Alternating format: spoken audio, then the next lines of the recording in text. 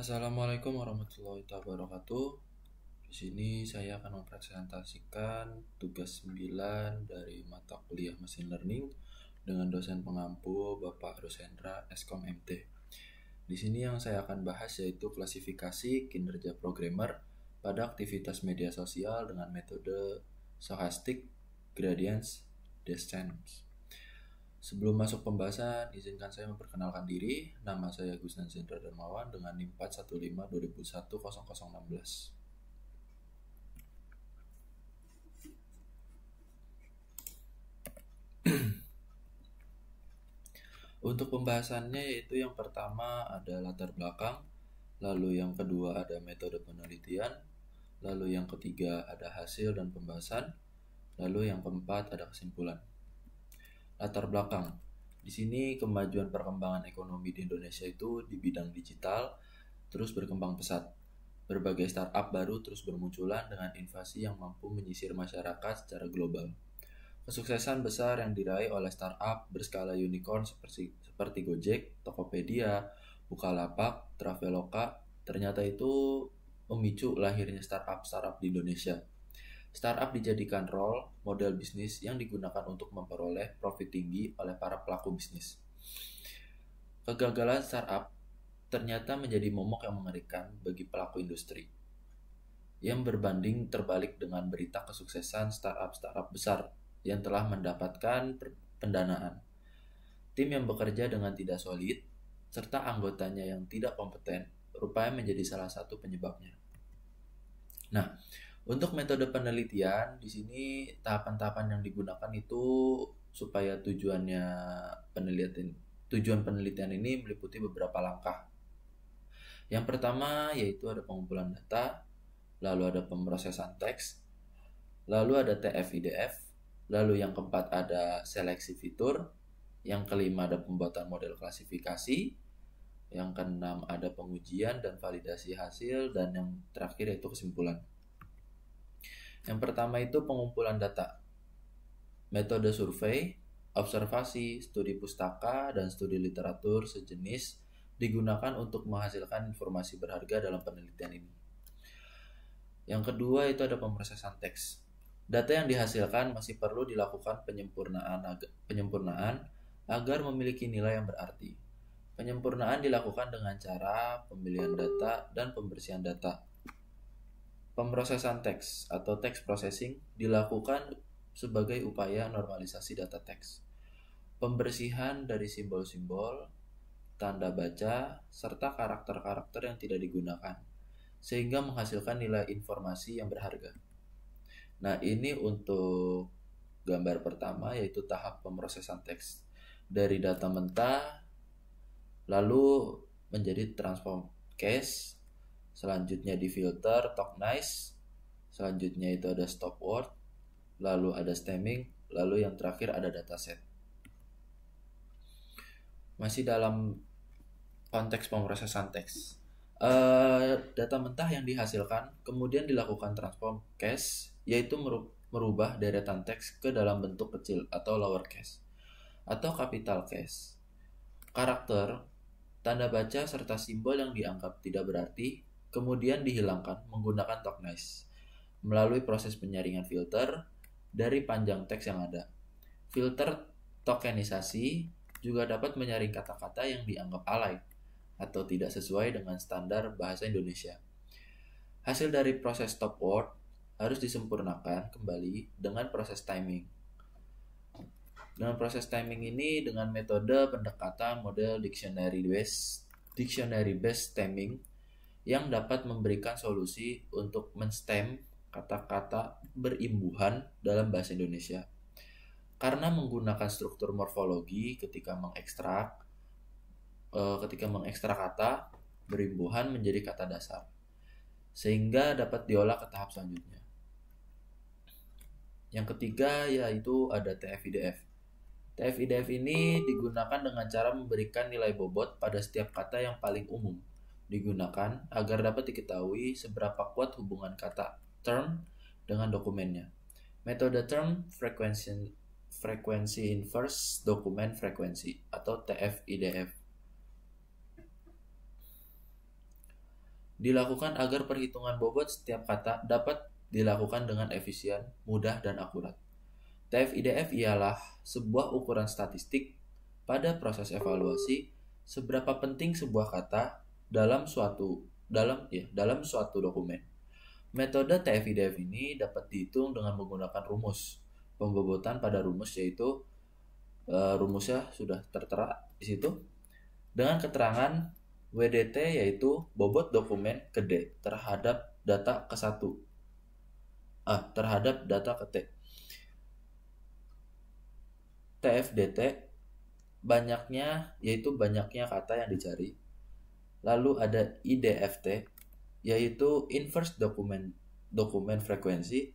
Lalu ada N, yaitu total dokumen. Lalu ada DF, yaitu jumlah N yang mengandung kata yang dicari. Yang keempat, seleksi fitur. Hasil pembobotan dari metode TF-IDF dilakukan proses seleksi, dipilih, dan digabungkan sehingga terbentuk ringkasan inti dari dokumen tersebut. Lalu yang kelima ada stochastic gradient descent. Stochastic gradient descent ialah pendekatan sederhana dan efisien dalam melakukan klasifikasi linear dengan pembelajaran diskriminatif. Proses klasifikasi menggunakan SGD ini dapat dilihat pada gambar yang kedua. Sudah tertera gambarnya di pojok kiri bawah. Nah, metode SGD merupakan algoritma optimasi iteratif untuk mencari titik fungsi minimum yang dapat diturunkan. Algoritmanya dimulai dengan cara melakukan penebakan di awal proses. Kesalahan penebakan kemudian diperbaiki seiring adanya perulangan tebakan yang menggunakan aturan gradien turunan dari fungsi yang hendak diminimalkan. Penurunan fungsi minimum digunakan secara khusus dengan rumus. Rumusnya sudah tertera di situ. Untuk WI plus 1, yaitu model parameter prediksi. WI ini yaitu parameter model pada iterasi sebelumnya. Lalu ada N, yaitu tingkat pembelajaran. Lalu ada L, yaitu loss cost function. SGD memiliki sifat yang lebih label dan lebih cepat ketika dilakukan pelatihan, klasifikasi, serta tidak terbatas pada waktu dalam pelaksanaannya, berdasarkan ukuran dataset latih. Metode SGD ini memiliki kemampuan belajar yang lebih cepat.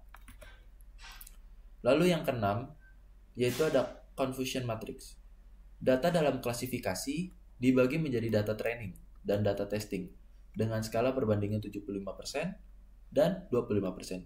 Hasil klasifikasi menghasilkan confusion matrix dalam bentuk tabel yang terdiri dari kelas prediksi dan kelas aktual.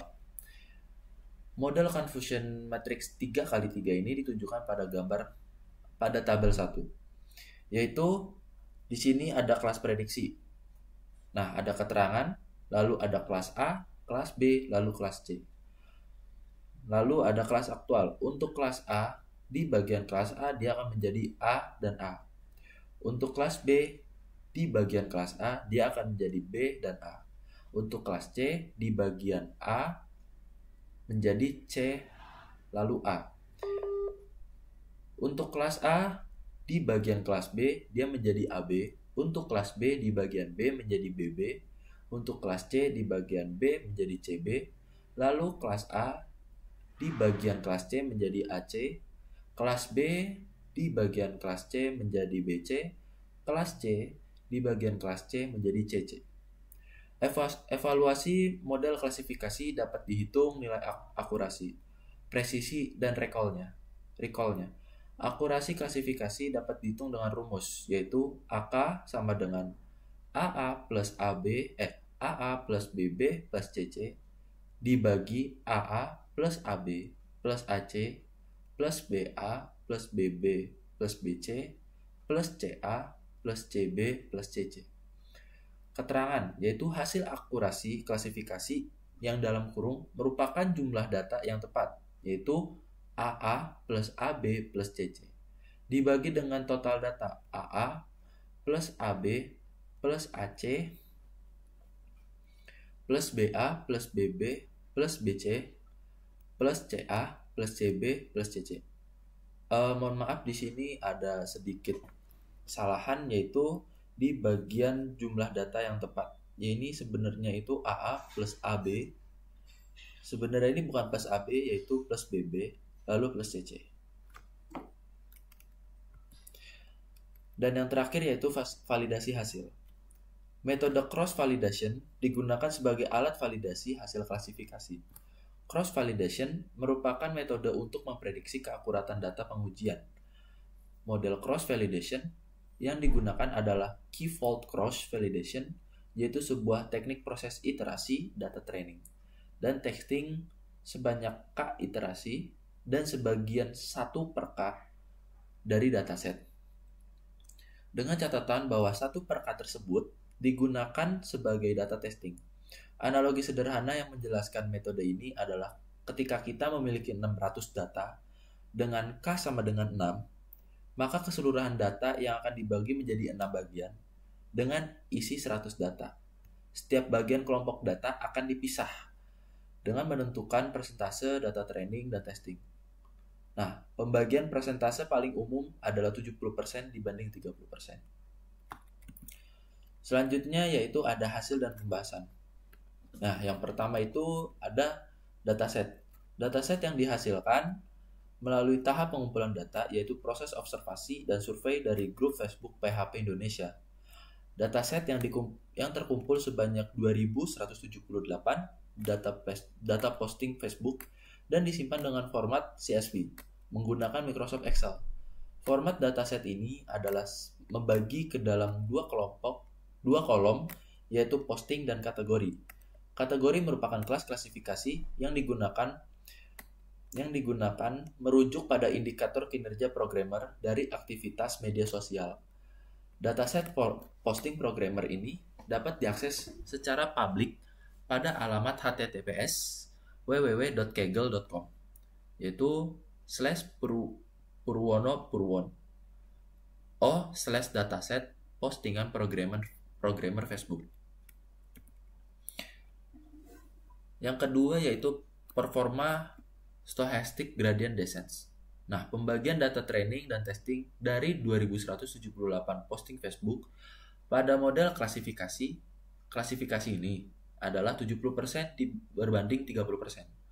Nah, parameter SGD yang digunakan yaitu loss function, penalty, random state, max iter, dan toll. Loss function berfungsi sebagai penghitung kesalahan model optimasi klasifikasi. Penalty itu sebagai ukuran kesalahan prediksi random state. Kesalahan prediksi. Lalu ada random state. Dia itu sebagai pembangkit bilangan acak iterasi. Lalu ada max iter, yaitu sebagai pembatas data training, dan toll itu sebagai penanda kapan kriteria akan berhenti. Nah, parameter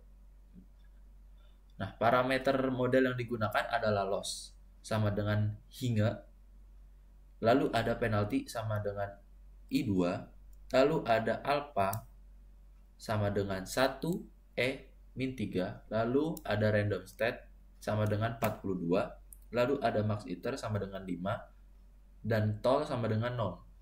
Hasil klasifikasi dengan pemodelan SGD ini dapat dilihat pada tabel 2.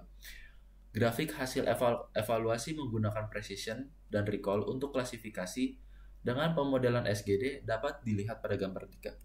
Nah, untuk gambar 2-nya itu terdapat pada sebelah kiri, dan gambar 3 itu terdapat pada sebelah kanan.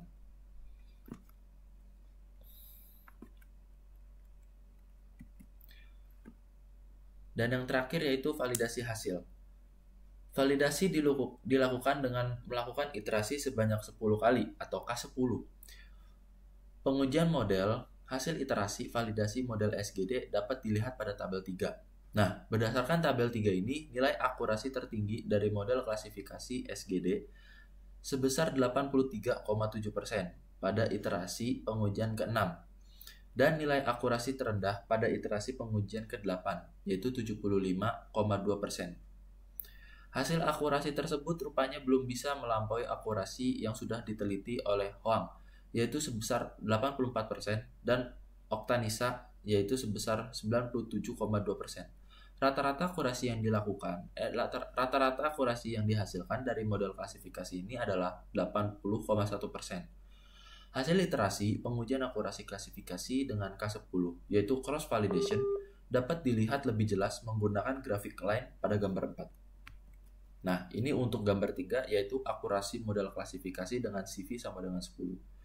Lalu ada gambar 4, yaitu iterasi pengujian model SGD-nya.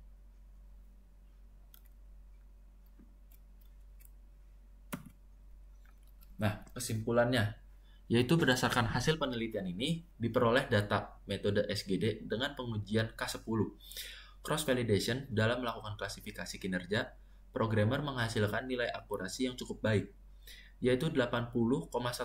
Kontribusi penelitian ini menghasilkan model klasifikasi otomatis. Hasil posting dari media sosial yang dikhususkan untuk kandidat programmer mungkin dapat juga diterapkan pada profesi lain. Nah, penelitian selanjutnya adalah melakukan optimasi akurasi agar dapat menghasilkan data prediksi yang lebih baik. Peneliti juga berharap dapat melakukan klasifikasi kinerja tidak terbatas pada konten media sosial berbentuk teks saja, namun mampu melakukan klasifikasi juga pada konten berbentuk citra. Mungkin itu saja yang bisa dapat saya sampaikan, kurang lebihnya mohon maaf.